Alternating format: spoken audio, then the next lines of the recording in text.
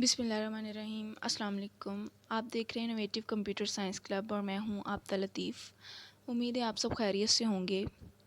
आज हम programming language में सी प्लस प्लस लैंग्वेज के स्ट्रक्चर पे बात करेंगे। स्ट्रक्चर मतलब कि उसका फॉर्मेट, किसी भी लैंग्वेज में प्रोग्राम्स को लिखने का फॉर्मेट, तरीक़ाकार, उस पर आज हम बात करेंगे। काफ़ी इंटरेस्टिंग लेक्चर है, इसको एंड तक सुनिएगा क्योंकि ये बेसिक है किसी भी लैंग्वेज का, सी प्लस प्लस लैंग्वेज का। अगर आप इस लेक्चर को मिस करेंगे तो नेक्स्ट लेक्चर आपको थोड़ी मुश्किल से समझ में आएंगे। अगले लेक्चर्स को इजीली समझने के लिए इसके स्ट्रक्चर और फॉर्मेट को लाजमी फ़ॉलो करें और इस लेक्चर को एंड तक सुनें। और अगर आप मेरे चैनल पर नए आए हैं तो इसे लाजमी सब्सक्राइब करें और साथ दिए गए बेल आइकन को भी प्रेस करें ताकि मेरे आने वाली वीडियोस का नोटिफिकेशन आपको मिल सके। तो आए हम इसके स्ट्रक्चर पे बात करते हैं। स्ट्रक्चर कहा जाता है फॉर्मेट को, प्रोग्राम राइट करने का फॉर्मेट सी प्लस प्लस के अंदर। सी प्लस प्लस में भी और किसी भी लैंग्वेज में प्रोग्राम्स को राइट करने का एक तरीक़ाकार होता है जिसे उसका फॉर्मेट या उसका स्ट्रक्चर कहा जाता है। इसी तरह सी प्लस प्लस में प्रोग्राम्स को राइट करने का एक फॉर्मेट है जिसे इसका स्ट्रक्चर कहा जाता है। और सी प्लस प्लस का स्ट्रक्चर काफ़ी फ्लेक्सिबल है। फ्लेक्सिबल का मतलब ये है कि हम इसमें मॉडिफिकेशन बड़ी आसानी से कर सकते हैं। फ्लेक्सिबिलिटी की वजह से ही ये इंक्रीज़ करता है लैंग्वेज की पावर को। अब ये जो स्ट्रक्चर है ये इन तीन पार्ट्स पे मुश्तमिल है, जिसमें सबसे पहले है प्री प्रोसेसर डायरेक्टिव। जो इसका फॉर्मेट है लिखने का, उस फॉर्मेट में सबसे पहले प्री प्रोसेसर डायरेक्टिव को लिखा जाता है, उसके बाद मेन फंक्शन को लिखा जाता है और एंड पे प्रोग्राम की बॉडी को लिखा जाता है। अच्छा, ये तीन हिस्से मैंने लिखे हैं। इसके अलावा एक हिस्सा होता है फंक्शन डिक्लेरेशन। फंक्शन डिक्लेरेशन इसके स्ट्रक्चर में ऑप्शनल है, मैं यहाँ पे यूज़ नहीं कर रही क्योंकि फंक्शन कहते हैं स्मॉल पीस ऑफ कोड, जो छोटे छोटे कोड्स बना के रख दिए जाते हैं उनको। तो लैंग्वेज के अंदर, सी प्लस प्लस के अंदर एक फंक्शंस एक चैप्टर है फुल, तो उस फंक्शन डिक्लेरेशन को हम उसमें डिस्कस करेंगे। तो वो ऑप्शनल है, मैं यहाँ पे नहीं लिख रही। तो बेसिक ये तीन हिस्से हैं सी प्लस प्लस के फॉर्मेट के, जिसमें सबसे पहले है pre processor directive, main function. अच्छा, अब ये जो साइन है, ये जो ब्रैकेट लगी हुई है, ये भी फंक्शन का साइन है। अगर आप मेन के साथ जस्ट ये ब्रैकेट लगा दें तो इसका मतलब भी फंक्शन है, लेकिन अगर आप फंक्शन साथ लिखना चाहें तो लिख सकते हैं, लेकिन अगर आप जस्ट ये ब्रैकेट यूज़ कर लें तो इसका मतलब भी फंक्शन है। उसके बाद है प्रोग्राम की बॉडी। बॉडी मतलब कि उसकी जो स्टेटमेंट्स, सी प्लस प्लस की जो स्टेटमेंट्स लिखी जाएंगी उन्हें प्रोग्राम की बॉडी कहा जाता है। तो किसी भी लैंग्वेज को या सी प्लस प्लस लैंग्वेज को लिखने का जो तरीक़ाकार है, जो उसका फॉर्मेट है, उसे उसका स्ट्रक्चर कहा जाता है सी प्लस प्लस का। और ये बेसिकली इन हिस्सों पर मुश्तमिल है। इनमें से एक हिस्सा मैंने नहीं लिखा जिसे फंक्शन डिक्लेरेशन कहा जाता है, क्योंकि वो ऑप्शनल है। ऑप्शनल इसलिए है क्योंकि इसमें फ़िलहाल जो इनिशियल हमारी प्रोग्रामिंग है बिगनर्स के लिए, उसमें इसका अभी कोई इस्तेमाल नहीं है। वो आगे आगे जैसे जैसे हम प्रोग्रामिंग के लेवल में जाएंगे वहाँ उन फंक्शंस का इस्तेमाल किया जाएगा, फिर वहाँ पे फंक्शन डिक्लेरेशन का इस्तेमाल होगा। तो बेसिक जो फॉर्मेट है लिखने का, उसमें pre processor directive, main function, ये साइन जो है ये भी फंक्शन का है, और उसके बाद प्रोग्राम की बॉडी जिसे सी प्लस प्लस की स्टेटमेंट्स कहा जाता है। हम इसको ब्रीफली देखते हैं इसके स्ट्रक्चर को, जिसमें इसमें स्ट्रक्चर में सबसे पहले था प्री प्रोसेसर डायरेक्टिव। प्री का मतलब होता है पहले, प्रोसेसर यानी कि प्रोसेस होने से पहले की डायरेक्टिव। ये बेसिकली एक इंस्ट्रक्शन है जो कंपाइलर को दी जाती है प्रोग्राम की एग्जीक्यूशन स्टार्ट होने से पहले। ठीक है, इंस्ट्रक्शंस हैं, हदायत हैं जो कंपाइलर को दी जाएंगी, सी प्लस प्लस के कंपाइलर को दी जाएंगी एग्जीक्यूशन स्टार्ट होने से पहले। इन डायरेक्टिव को कंपाइलर डायरेक्टिव भी कहा जाता है, क्योंकि कंपाइलर को दी जाती है ना हदायत एग्जीक्यूशन स्टार्ट होने से पहले, इसलिए इसको कंपाइलर डायरेक्टिव कहा जाता है। अब इन डायरेक्टिव को प्रोसेस्ड करता है एक प्रोग्राम। ये जो इंस्ट्रक्शंस हम कंपाइलर को देंगे, इन इंस्ट्रक्शंस को एक प्रोग्राम प्रोसेस्ड करेगा। उस प्रोग्राम को प्री प्रोसेसर कहा जाता है। और ये जो प्री प्रोसेसर डायरेक्टिव है, ये हमारे कंपाइलर यानी कि जो सी प्लस प्लस का कंपाइलर होगा उसका एक हिस्सा है, और सी प्लस प्लस के सोर्स प्रोग्राम को ये मॉडिफाई करता है कंपाइल करने से पहले। अब इस प्री प्रोसेसर डायरेक्टिव में एंड पे सेमीकोलन नहीं आता।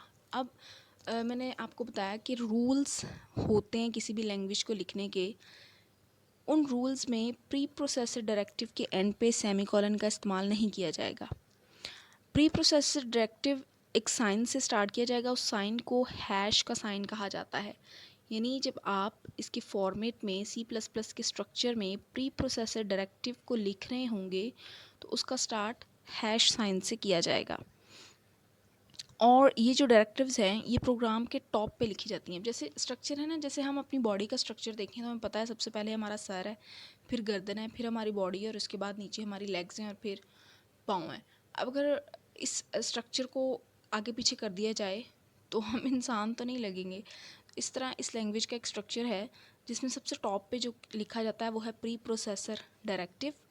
यह हदायत होती हैं जो कंपाइलर को एग्जीक्यूशन स्टार्ट होने से पहले दी जाती हैं, और इन इंस्ट्रक्शंस को जो प्रोग्राम एग्जीक्यूट करता है उसे प्री प्रोसेसर कहा जाता है, और ये हैश साइन से स्टार्ट की जाती हैं। इनके एंड पे सेमीकोलन भी नहीं आता। इस पे जो एक प्री प्रोसेसर डायरेक्टिव शामिल की जाती है वो है इंक्लूड प्री प्रोसेसर डायरेक्टिव।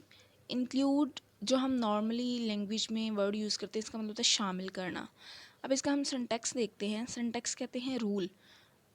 जो सिंटैक्स जिस लैंग्वेज का दिया गया हो आपको चीज़ उसी सिंटैक्स के अकॉर्डिंग लिखनी पड़ती है। आप सिंटैक्स आगे पीछे नहीं कर सकते।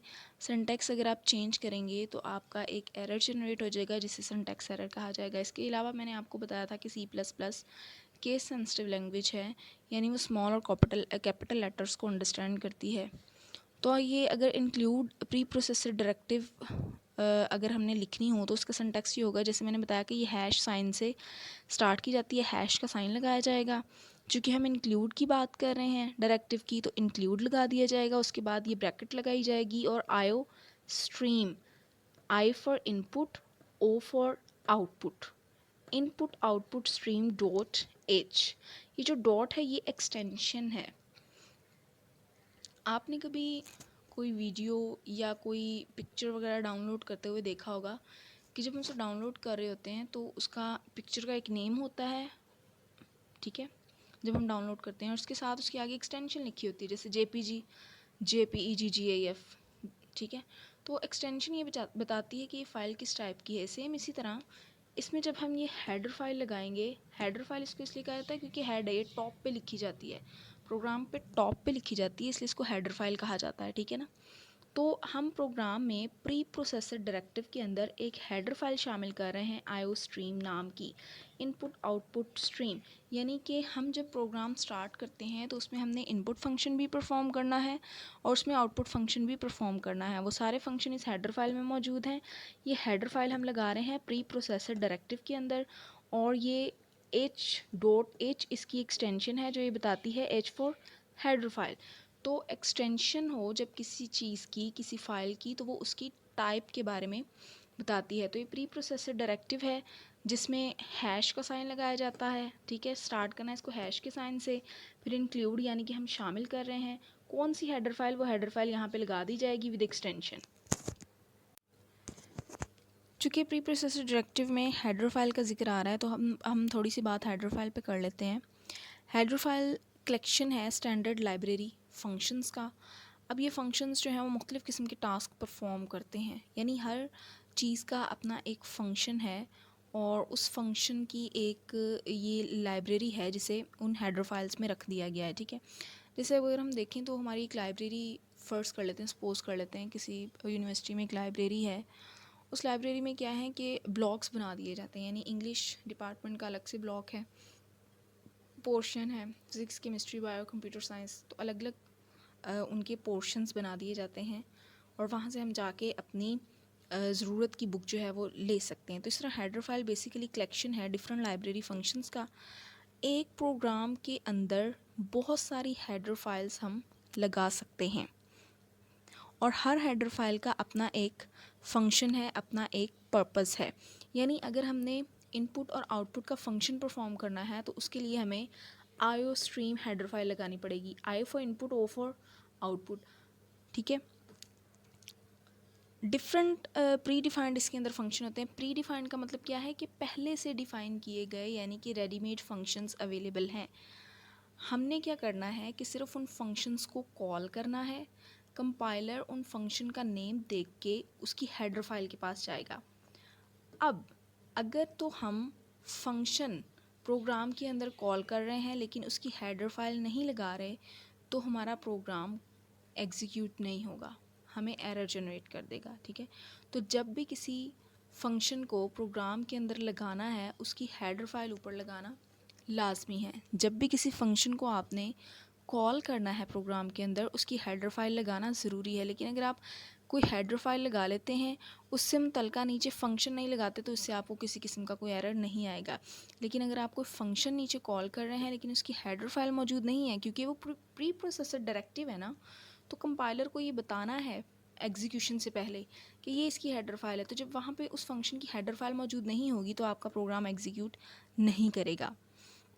एक प्रोग्राम के अंदर आप एक से ज़्यादा हेडर फाइल्स भी लगा सकते हैं, यानी जो जो फंक्शंस आप अपने प्रोग्राम में यूज़ कर रहे हैं, आप उसके अकॉर्डिंगली उसमें हेडर फाइल्स शामिल कर सकते हैं।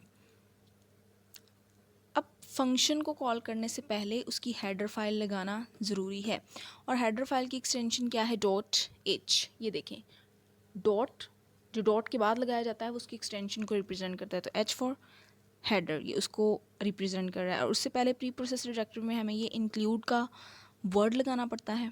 ठीक है, और जो हेडर फाइल्स होती हैं वो इंक्लूड सब डायरेक्टरी में मौजूद होती हैं। अगर हम इसके सिंटैक्स को देखें तो सिंटैक्स जैसे मैं पहले आपको बता चुकी हूँ कि हैश साइन से इसको स्टार्ट किया जाता है। इंक्लूड कीवर्ड लगाया जाएगा जिसका मतलब है शामिल करना, ब्रैकेट लगाई जाएगी, हेडर फाइल का नेम, डॉट उसकी एक्सटेंशन और bracket close. C++ case sensitive language है।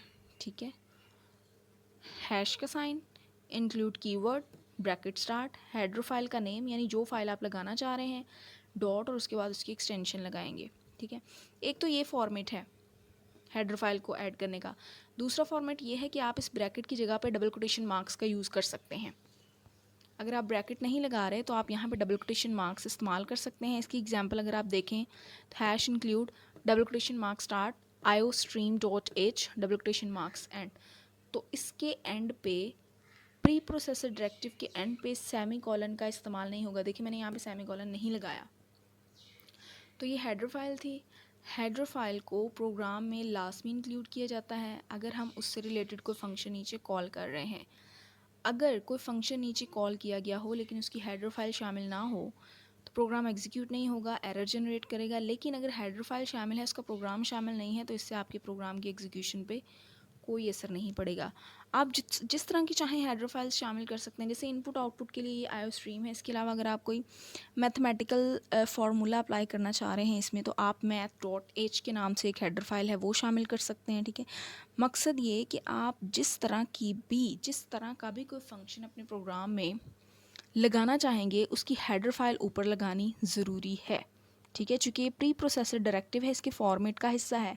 अगर आप इसका ये फॉर्मेट स्किप कर देंगे तो आपका प्रोग्राम राइट तो कर लेंगे आप, लेकिन वो कंपाइल नहीं होगा, वो एग्जीक्यूट नहीं होगा। ठीक है, तो जो भी फंक्शन आपने परफॉर्म करना है उससे relevant header file pre processor directive में लाजमी लगानी है।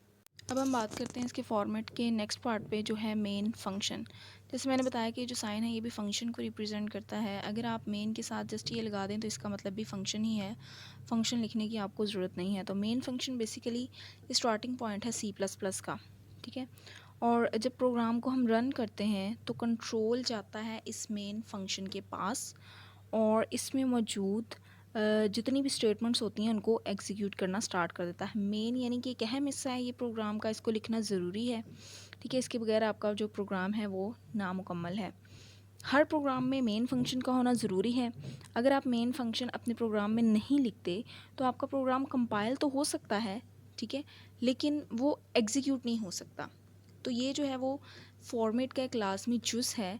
अगर आप इस मेन फंक्शन को ऐड नहीं करेंगे तो आपका प्रोग्राम, आप कंपाइल तो कर लेंगे उसको, लेकिन उसको एग्जीक्यूट नहीं कर सकते, क्योंकि एग्जीक्यूशन के लिए मेन फंक्शन लगाना ज़रूरी है। मेन फंक्शन के बाद उसकी बॉडी स्टार्ट होती है। आप उसकी बॉडी में जितनी स्टेटमेंट्स चाहें लिख सकते हैं। उसके सिंटैक्स पे हम बात करते हैं। सिंटैक्स वही रूल है इसको लिखने का, आप इसके रूल को आगे पीछे नहीं कर सकते। इसको लिखने का सिंटेक्स क्या है कि आप सबसे पहले रिटर्न टाइप लिखेंगे कि यानी वो फंक्शन हमें रिटर्न क्या कर रहा है, उसके बाद फंक्शन का नेम लिखेंगे।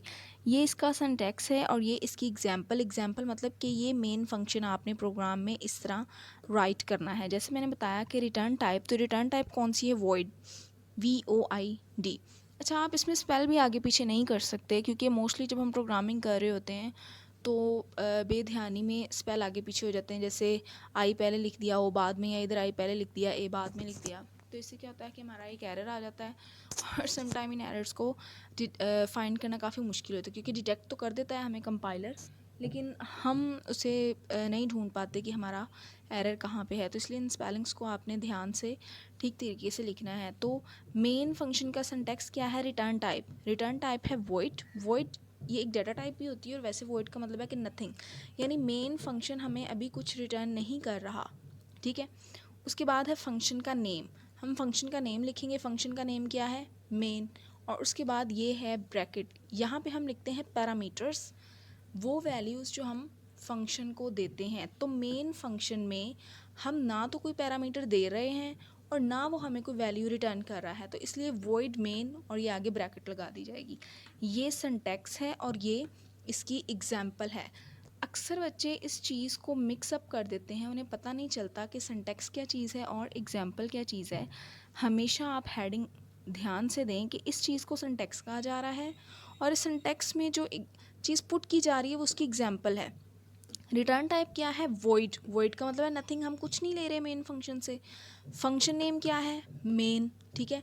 और उसके बाद ब्रैकेट लगाई गई है जो हम पैरामीटर्स देते हैं। तो हम ना तो कोई मेन फंक्शन को फ़िलहाल पैरामीटर्स दे रहे हैं और ना ही उससे कोई वैल्यू रिटर्न ले रहे हैं। उसके बाद ये कर्ली ब्रेसेस लगाई जाएंगी, कर्ली ब्रेसेस स्टार्ट और उसके नीचे मेन फंक्शन की बॉडी और कर्ली ब्रैकेट्स एंड, ठीक है। सेम इसी तरह void main, curly bracket start, body of main function. अब इसकी बॉडी में हम एक स्टेटमेंट भी लिख सकते हैं और एक से ज़्यादा स्टेटमेंट्स भी लिखी जा सकती हैं। और जब स्टेटमेंट्स हमारी कंप्लीट हो जाएं तो एंड पे कर्ली ब्रैकेट लगा के इस बॉडी को एंड किया जाता है। अब होगा क्या कि जब प्रोग्राम की एग्जीक्यूशन स्टार्ट होगी, कंट्रोल इस मेन फंक्शन के पास आएगा, ठीक है। मेन फंक्शन में आके उसको उसकी बॉडी मिली, ये जो ब्रैकेट्स हैं ये इसको बताएंगी कि यहाँ से इसकी बॉडी स्टार्ट हो रही है और यहाँ पे एंड हो रही है। अब मेन फंक्शन के अंदर जितनी भी स्टेटमेंट्स होंगी, कंट्रोल उन सब स्टेटमेंट्स को एग्जीक्यूट करेगा और फिर प्रोग्राम से एग्ज़िट कर जाएगा। तो ये हमारा मेन फंक्शन है जिसे प्रोग्राम में लगाना ज़रूरी है। अगर आप इसको नहीं लगाते, हमारा प्रोग्राम कंपाइल तो होगा लेकिन एग्जीक्यूट नहीं होगा और हमें प्रॉपर रिज़ल्ट या आउटपुट भी नहीं देगा, ठीक है। एक बार फिर से इसका सिंटैक्स देख लें। रिटर्न टाइप लिखेंगे, फंक्शन का नेम लिखेंगे और उसकी बॉडी स्टार्ट करेंगे। रिटर्न टाइप हम लगा रहे हैं वॉइड। वॉइड का मतलब है कि हमें फंक्शन कुछ भी रिटर्न नहीं कर रहा।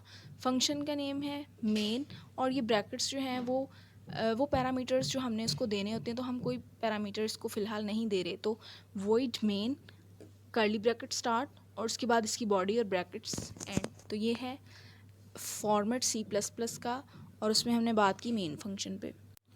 हमने इस लेक्चर में स्ट्रक्चर ऑफ C++ या C++ के फॉर्मेट पे बात की। अब उस फॉर्मेट को एक प्रॉपर एग्जांपल की सूरत में हम देखते हैं।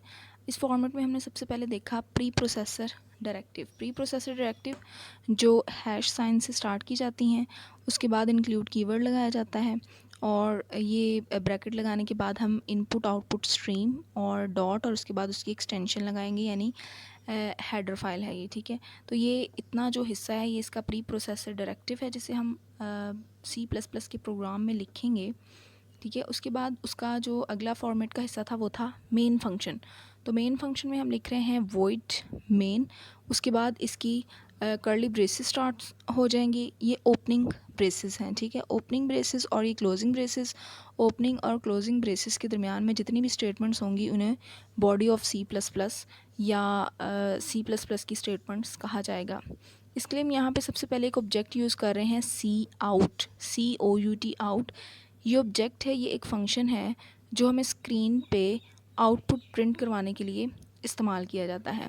इस cout ऑब्जेक्ट के साथ इंसर्शन ऑपरेटर का इस्तेमाल किया जाता है। अब अगर आप ये देखें कि ये इतनी ब्रैकेट की तरह है लेकिन ये सिंगल है और ये डबल है, इसलिए इसको यहाँ पे इंसर्शन ऑपरेटर कहा जाता है।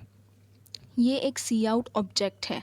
इंसर्शन ऑपरेटर में हम कोई भी चीज़ लिख सकते हैं, एक सिंगल करैक्टर भी लिख सकते हैं। इंसर्शन ऑपरेटर बेसिकली ये स्ट्रिंग पे मुश्तमिल है, और स्ट्रिंग कहा जाता है कलेक्शन ऑफ करैक्टर्स को, यानी ए एक करैक्टर है, बी एक करैक्टर है, तो ये 5 ये और 5 ये, तो ये कलेक्शन ऑफ करैक्टर्स है, इसलिए इसको स्ट्रिंग कहा जाता है। और स्ट्रिंग को हमेशा डबल कोटेशन मार्क्स में लिखा जाता है। अब इसकी बॉडी के अंदर हमने इस फंक्शन को, इस ऑब्जेक्ट को इस्तेमाल किया, उसके बाद इंसर्शन ऑपरेटर लगाया, double quotation marks start, Abdul Latif लिखा, डबल कोटेशन मार्क्स क्लोज, और एंड पे हमने स्टेटमेंट टर्मिनेटर यानी कि सेमीकोलन का इस्तेमाल किया, ठीक है, और ये ब्रैकेट्स को एंड कर दिया। अब जब इस प्रोग्राम को कंपाइल किया जाएगा तो एग्जीक्यूट करने के बाद हमें जो स्क्रीन पे लिखा नज़र आएगा वो होगा Abdul Latif. Double quotation marks नहीं आएंगे उसमें, क्योंकि इसकी सिंटैक्स का हिस्सा है कि इस इंसर्शन ऑपरेटर में हमने स्ट्रिंग को डबल कोटेशन मार्क्स में लिखना है, और जो चीज़ डबल कोटेशन मार्क्स में लिखी जाएगी वो एज इट इज़ स्क्रीन पे प्रिंट हो जाएगी। अब इस मेन की बॉडी में, यानी कि body of C plus plus में जितनी भी स्टेटमेंट्स लिखी जाएंगी, ये मैंने एक स्टेटमेंट लिखी है, आप अपनी ज़रूरत के हिसाब से जितनी चाहें लिख सकते हैं, और वो एंड किससे की जाएंगी, टर्मिनेटर से, यानी कि सेमी कॉलन के साथ एंड किया जाएगा। अगर आप देखें तो हमने इधर एक फ़ंक्शन इस्तेमाल किया जो कि है सी आउट। ये फ़ंक्शन इस हेडर फाइल में मौजूद है। मैं अगर ये फ़ंक्शन इस्तेमाल कर रही हूँ लेकिन यहाँ पे हेडर फाइल अगर ना लगाती तो हमारा ये प्रोग्राम एग्जीक्यूट नहीं होना था। लेकिन अगर मैं यहाँ पे ये लगा रही हूँ हेडर फाइल, और अगर ये फ़ंक्शन इस्तेमाल ना करूँ तो इससे इस चीज़ पे कोई फ़र्क नहीं पड़ेगा। तो सी आउट जो फंक्शन है जो हमें स्क्रीन पे आउटपुट डिस्प्ले करवाता है वो इस हेडर फाइल में मौजूद है आईओ स्ट्रीम में, ठीक है। इसलिए इस फंक्शन को लगाने से पहले इसकी हेडर फाइल को ऐड करना ज़रूरी है। तो ये इसका फॉर्मेट था जिसमें हमने सबसे पहले preprocessor directive, main function and body of C को देखा। बॉडी ऑफ सी में जितनी भी स्टेटमेंट्स होंगी उन्हें टर्मिनेट किया जाएगा सेमी कॉलन के साथ। ये इसका इंसर्शन ऑपरेटर है। अगर हम इसको ब्रेसेस को ओपन करेंगे तो इसको क्लोज़ करना भी ज़रूरी है। ये आज का हमारा लेक्चर था। अगर आपको अच्छा लगा हो तो ज़रूर लाइक कीजिएगा, और अगर आपका कोई क्वेश्चन हो तो कमेंट में ज़रूर पूछिएगा। इसे अपने दोस्तों के साथ शेयर भी करिएगा, और देखते रहें इनोवेटिव कंप्यूटर साइंस क्लब, और मेरे चैनल को सब्सक्राइब भी लाजमी करिएगा। अपना बहुत सा ख्याल रखिएगा। मिलेंगे बहुत जल्द अपने नए लेक्चर के साथ। अल्लाह हाफिज़।